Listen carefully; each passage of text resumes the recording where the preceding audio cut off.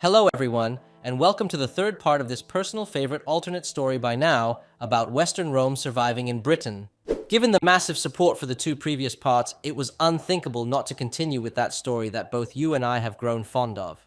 I suppose there's something contagious about seeing Britain triumph under a Roman aesthetic, especially to alleviate the sadness we all feel upon seeing the current state of that country in reality. In any case, and without further ado, I'll leave the link to the first two parts in the video description, and with nothing more to say, let's begin with part 3 of this epic alternate timeline. So, let's pick up right where we left off. The war between the Romano-British and the Franks would have dragged on for years, maybe even decades, becoming the equivalent of the 100 Years' War in this alternate timeline. Both sides would have been exhausted, both claiming to be the true heirs of Rome, and both being willing to bleed half of Europe dry to prove it. But while the Franks would be obsessed with conquering cities and defending papal prestige, the Romano-British would be doing something very different, something that would completely change history, looking outward. Because while war ravaged Brittany and Gaul, the Romano-British fleet still ruled the northern seas. They couldn't trade through the Mediterranean anymore due to the Frankish blockades and papal decrees, but that never stopped the Romans of Britain before, who, over the centuries since the fall of the Western Roman Empire, had developed a strong resilience within their isolationist culture. And that would have been when the Norsemen came back into the picture. The same Vikings who, generations earlier, would have once tried to raid Britain and been humbled by Roman discipline gifted Greek fire from their Eastern Roman brothers would now be partners, allies, and explorers. Trade agreements, mixed crews, and shared expeditions would have begun setting sail from northern ports like Eboracum, Diva, and more. And what would they be looking for? Simple. New trade routes, new resources, and new opportunities to replace what the Franks would have taken from them. Iron, timber, pelts, fish, anything that could feed the war machine of the empire and keep the island supplied during the blockade with the rest of the kingdoms and peoples around the Mediterranean. But as it often happens in history, a search for something small would have led to something much greater. According to chroniclers of that alternate world, the first expeditions followed the old Viking sea paths to Iceland and then to Greenland. At first, the Romano-British didn't believe the Norse tales about a vast land beyond the western horizon. It all sounded like a sailor's fantasy. But as the blockade bit harder and the empire needed new sources of wealth, curiosity would have become a necessity. So, imperial triremes redesigned with Viking hulls, Latin inscriptions next to runic carvings, banners of the cross and the eagle fluttering together in the northern wind, and Roman discipline would have met Norse daring. A civilization that once conquered the known world is now preparing to discover the unknown one. And then one day they would have seen it. A coastline unlike any in Europe, covered in endless forests, the air thick and cold and untouched by civilization, with the Norse calling it Vinland. But to the Romano-British, it would simply be known as Terra Nova, the new land. At first, they would have landed cautiously, soldiers, engineers, and merchants stepping onto foreign soil, unsure if it was even safe to breathe the air. They would have met the local tribes, traded ornaments, tools, and simple goods, establishing fragile peace. And the locals, curious and perhaps a bit fearful of these strangers with shining armor and early primitive fire-spitting weapons, would have traded willingly. The result would be that things like timber, furs, exotic fruits, and unknown metals would have flowed back to Britain, enough to replace and even surpass the wealth lost from the Mediterranean trade, at least with time. So while the Franks would have starved their own markets by closing the old routes, a mistake that centuries later Napoleon also made in our timeline, the Romano-British opened entirely new ones across an ocean. And that's what would make the difference. Because the Romano-British would have won, not through sheer numbers, but through adaptation.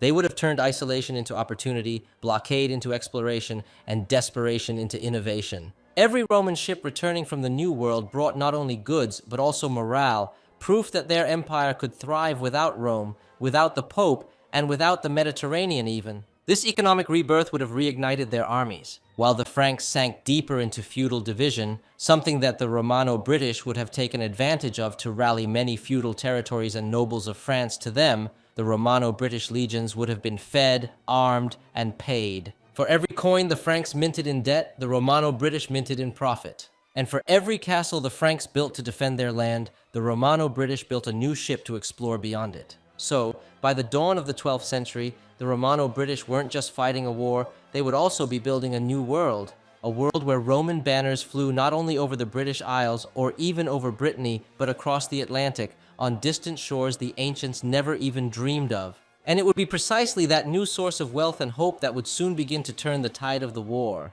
So, by the dawn of the 12th century, the balance of power in Western Europe would have begun to shift. While the Franks, or French, would have been sinking deeper into their own chaos, divided by feudal quarrels and papal greed, the Romano-British would have been doing the exact opposite, unifying, adapting, and expanding. The discoveries of Terra Nova would have changed everything too. At first, the shipments from across the ocean would have been small, exotic pelts, timber, amber, and fruits that none in Europe had ever seen before, but over time, these expeditions would have turned into a constant stream of wealth. Gold, silver, dyes, and new crops like maize and eventually potatoes would have started to reach the shores of Britain, transforming the Romano-British economy into the most dynamic of the entire continent. And we all know the enormous beneficial effect that potatoes can have on a population like that of the British Isles. And the difference between a hungry army and a paid one is the difference between survival and victory, especially when that army is fed with potatoes. The Romano-British Emperor would have launched a grand reform of his army.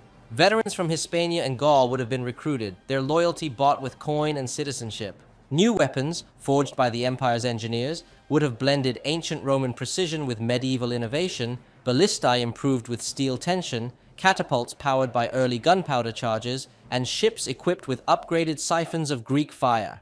These advances would have given the Romano-British a technological advantage unseen in Europe for centuries. When the Franks would have faced them on the field, they would have still been fighting as armored knights under feudal banners, brave but disorganized and in smaller numbers. The Romano-British, by contrast, would have fought like an early modern army by then, coordinated, supplied, and relentless. And this difference in discipline would have started to show, battle after battle. Romano-British legions would have pushed deeper into Brittany, then into northern Gaul. The coastal cities would have fallen one by one, Nantes, Rennes, Rouen, each becoming new provincial capitals of a reborn Western Roman administration. Roads would have been rebuilt, aqueducts repaired like in the good old days, and Latin made official once again in local governance. You could almost imagine the shock of a Frankish peasant waking up one morning to find Roman soldiers paving roads and rebuilding bridges in towns that had forgotten what true civilization looked like. Meanwhile, the Franks, weighed down by papal demands for more tithes and endless infighting among noble families, would have grown weaker with every campaign. Even the church itself would have been losing credibility because with each victory, the Romano-British would have not only been conquering territory, but also ideology. Their version of Christianity, pragmatic, imperial, and uncorrupted by papal politics, would have started spreading across the lands they liberated. In their sermons, priests would have spoken not of submission and guilt, but of order, unity, the right of access to greatness if worth of it, and divine reason. It would have been a faith that promised civilization through discipline, prosperity through work, and salvation through knowledge and wisdom, a message far more appealing to a population tired of endless war and extreme feudal poverty. So, little by little, the people of Gaul would have stopped seeing the Romano-British as foreign invaders, and started seeing them as restorers, the bringers of peace, law, trade, and the revivers of the glory of their ancestors, not the Germanic Franks, but the Celtic Gauls. By the mid-13th century, the war that once seemed endless would have begun to reach its conclusion. The Franks, now split into several weakened realms, would have been forced to sue for peace. The papacy, powerless to intervene after losing much of its credibility, would have had no choice but to recognize the new reality of Western Europe. And so, a treaty of submission would have formally ended the war. Its terms would have changed the face of the continent forever. All of Gaul, from the Channel to the Pyrenees, would have been annexed into the Romano-British Empire. Hispania, freed from its fragmented Christian kingdoms and the last remaining Muslim strongholds, except for the south, would have been reorganized as a federated province under Roman administration. And in the north, the so-called Germanic Empire, the successor Frankish state of what in our timeline was known as the Holy Roman Empire, would have been forced to recognize Roman dominance over Western Europe in exchange for being left to rule their northern territories undisturbed. Italy, the Papal States, and the lands of the Church would have been declared neutral, effectively stripping the Pope of all political power outside the territories directly controlled by him in central Italy. For the first time in nearly 9 centuries, the West would have been ruled not by kings, lords, or corrupted bishops, but by an emperor, a true Roman emperor. The Romano-British would have called it simply the restoration of the Western Empire of old. And with Gaul and Hispania now under their control, with new wealth flowing from the Americas, and with fleets ruling the Atlantic, they would have become the undisputed masters of the Western world. And while the West was finally reclaiming its lost glory, the East was fighting for its very survival. Because, on the other side of Europe, the Eastern Roman Empire was living through what could only be described as one of the darkest, yet most resilient, centuries of its history. For generations, Anatolia had been the beating heart of the Eastern Roman world, the land that fed its armies and filled its treasuries. But by the late 11th century, most of it had fallen under Turkish rule after the disaster at Manzikert. In our timeline, this is when Constantinople begged the Pope for help, triggering the Crusades. But in this timeline, that call for help would never come because there was simply no one to call. The Franks and the papacy were too busy being humiliated by their losses to the Romano-British, and the West, rather than launching crusades, was busy rebuilding roads, ports, and schools under imperial Romano-British administration. So the Eastern Romans were left alone to face the Turks, and at first it looked hopeless. Cities were lost, trade collapsed, and even the walls of Constantinople itself seemed to tremble. But what the East lost in allies, it gained in clarity. Because, without the false promises and the political poison of papal help, the Eastern Romans rediscovered what had always made them survive: self-reliance, just like their Roman brothers in Britain during centuries.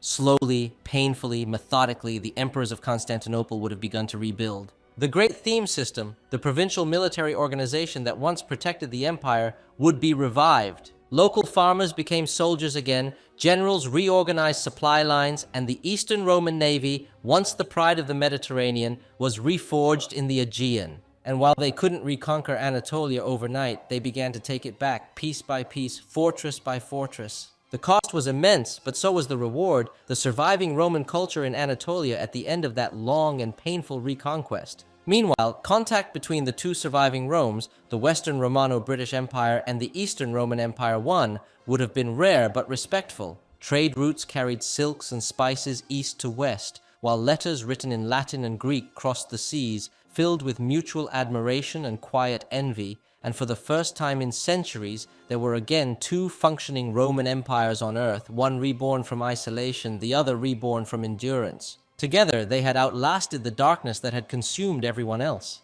But, as always in history, the higher an empire rises, the heavier the crown becomes. Because, while the banners of Rome once again flew proudly over Europe, far to the east, another world was awakening. While the Romano-British celebrated their victory, and the Eastern Romans were finally beginning to reorganize and recover from the difficult and costly reconquest of Anatolia, the first whispers would have begun to reach them, whispers of a storm moving westward, a force that had already burned Persia, crushed Slavs of future Russian lands, and now looked toward Eastern Rome. That storm moving westward being the Mongols.